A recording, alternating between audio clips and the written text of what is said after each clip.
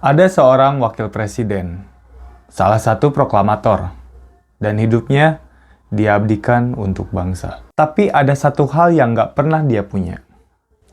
Sepatu. Sepasang sepatu impian yang nggak pernah kebeli. Sampai dia meninggal.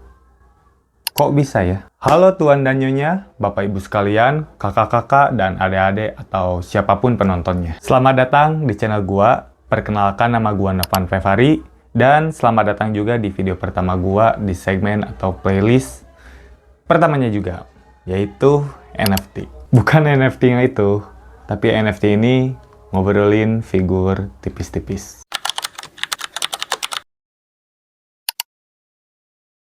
Balik lagi ke pembahasan, lo pernah nggak sih lagi pengen banget sesuatu, bukan hal mewah, cuma satu benda kecil aja, tapi selalu aja gagal kebeli?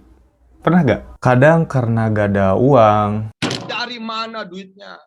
kadang karena ada kebutuhan lain yang lebih penting, atau karena lo ngerasa gak tega ngasih diri lo sendiri sedikit hadiah. Gak semua impian itu soal rumah gede atau mobil mewah kan? Kadang sekedar cuma sepatu yang enak dipakai, atau buku yang udah lama lo incar, tapi gak kesampaian. Dan lucunya, bukan karena lo gak mampu, tapi karena lo terlalu mikirin orang lain. Nah, cerita yang bakal gua bahas ini tentang seseorang yang ngalamin hal itu. Tapi levelnya beda, bukan kayak kita-kita. Karena ini bukan orang biasa. Ini seorang wakil presiden yang rela nyimpen impiannya di dompet, bukan buat dibeli, tapi buat diinget sampai akhir hayat. Lo pernah gak punya keinginan kecil, tapi gak pernah kesampaian? Bukan pengen punya rumah 3 lantai atau mobil sport ya. Buat gue itu gede. Gue ngomongin soal hal kecil, kayak pengen beli sepatu idaman, tapi gak pernah kejadian. Nah, Bung Hatta juga pernah. Dan yang bakal bikin kita terdiam itu bukan soal sepatunya, tapi kenapa sepatunya itu gak pernah terbeli. Bung Hatta dan sepatu Bali impiannya. Pernah dengar kisah Bung Hatta yang pengen beli sepatu Beli? Saya mau beli sepatu ini tapi nggak pernah kesampaian. Jadi ceritanya gini, Bung Hatta, wakil presiden pertama Indonesia, seorang proklamator, sekaligus ahli ekonomi ulung, orang yang bahkan dijuluki sebagai Mahatma Gandhi dari Jawa, punya satu keinginan sederhana, yaitu pengen punya sepatu Bali, sepatu kulit elegan dari Swiss.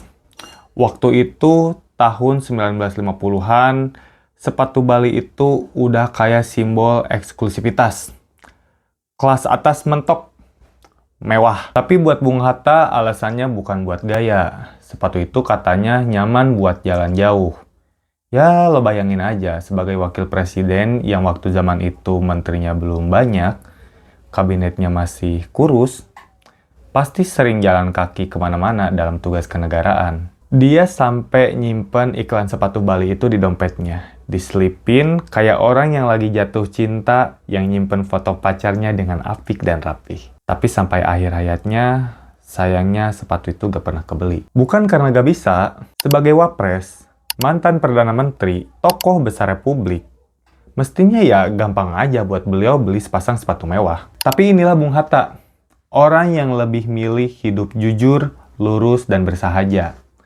Dia nggak mau beli sepatu mahal itu karena selalu ada hal yang lebih penting, kayak kebutuhan keluarga, teman, ataupun kerabat yang datang minta bantuan. Ya, sama kayak keluarga pada umumnya lah. Kalau ada salah satu orang di keluarganya itu ada yang sukses atau mapan, biasanya selalu ada saudara atau kerabat yang tiba-tiba baik, tiba-tiba ngaku. Enggak, bercanda. Kenal juga enggak, udah suudon. Blok. Gajinya habis buat bantu orang. Setiap kali tabungan udah hampir cukup, selalu ada pengeluaran sosial yang menurut beliau lebih layak didahulukan.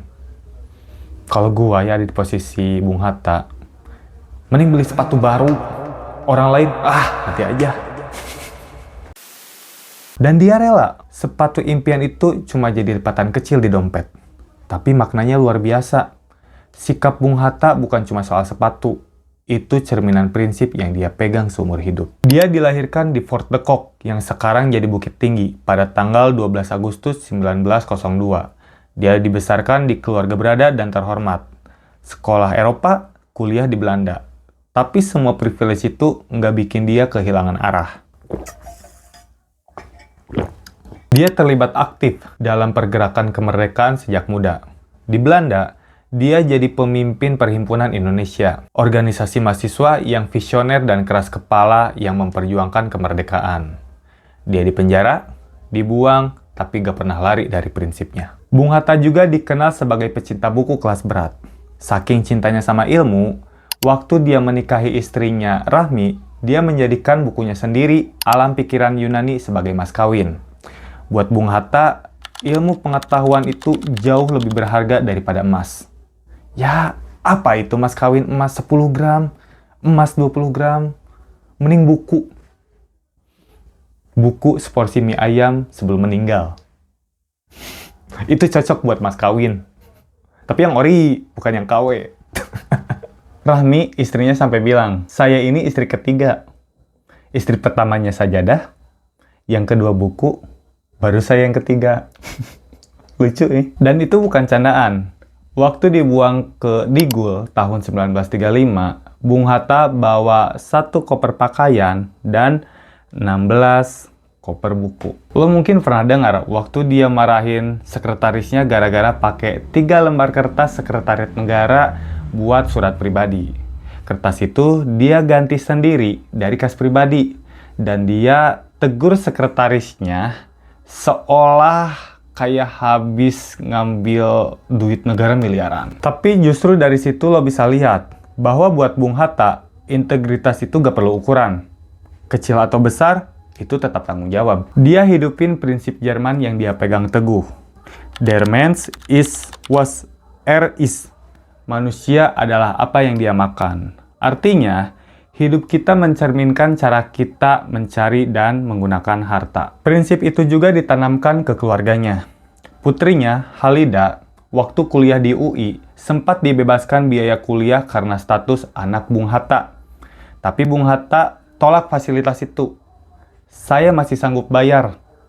Berikan fasilitas itu ke yang gak mampu. Buset.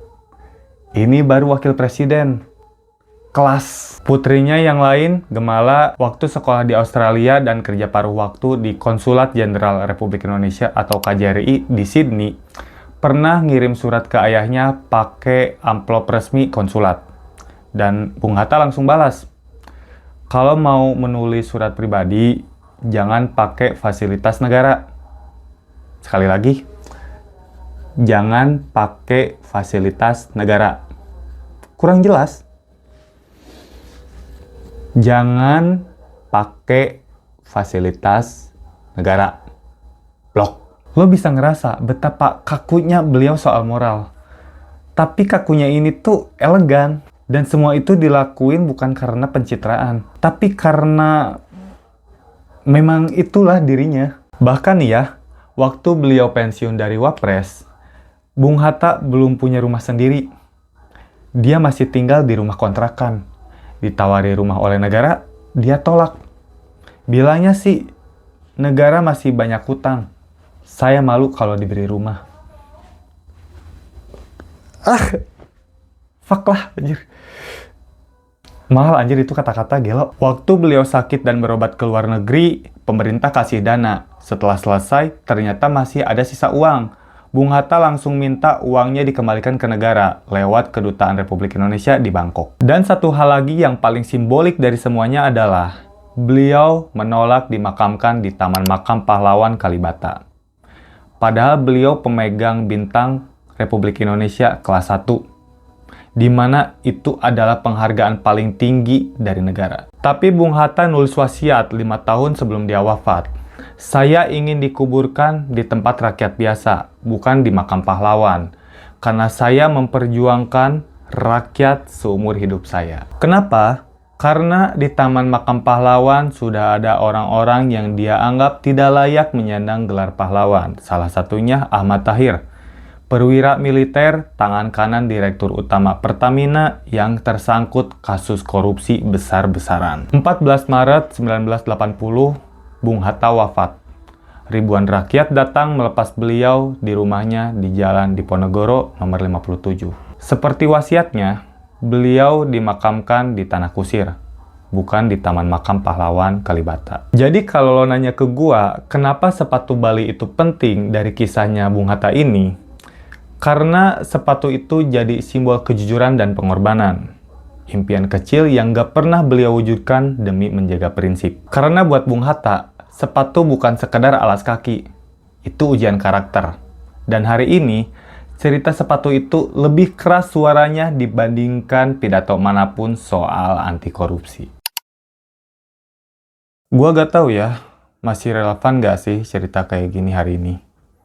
Di zaman dimana banyak orang lebih cepat ngambil jatah ketimbang mikirin tanggung jawab. Bung Hatta itu wakil presiden, proklamator. Tapi buat beli sepatu aja, dia nggak tega pakai uang negara. Lah, sekarang ada yang jabatannya hasil bagi-bagi kue, tapi gayanya udah kayak... Kadang gua mikir, mungkin kalau Bung Hatta hidup di zaman sekarang, dia bakal dianggap kuno. Atau malah dikatain nggak menikmati fasilitas yang ada. Tapi justru dari orang-orang kayak dialah, kita bisa ngaca. Bukan soal jadi sempurna, tapi soal punya batas. Gua juga sangat jauh dari kata suci. Tapi cerita ini bikin gua berhenti sebentar dan mikir. Apa iya hidup itu cuma soal ngambil yang bisa diambil? Gua pengen tahu lo dapat apa dan mikir apa dari cerita ini. Serius. Jadi tulis di komentar biar kita bisa ngobrol. Karena kadang dari obrolan kecil kita bisa nemuin cermin besar. Ya mungkin segitu dulu dari gua. Semoga apa yang gua share ini ada manfaatnya. Sampai ketemu di video selanjutnya. Bye-bye. Jangan lupa subscribe.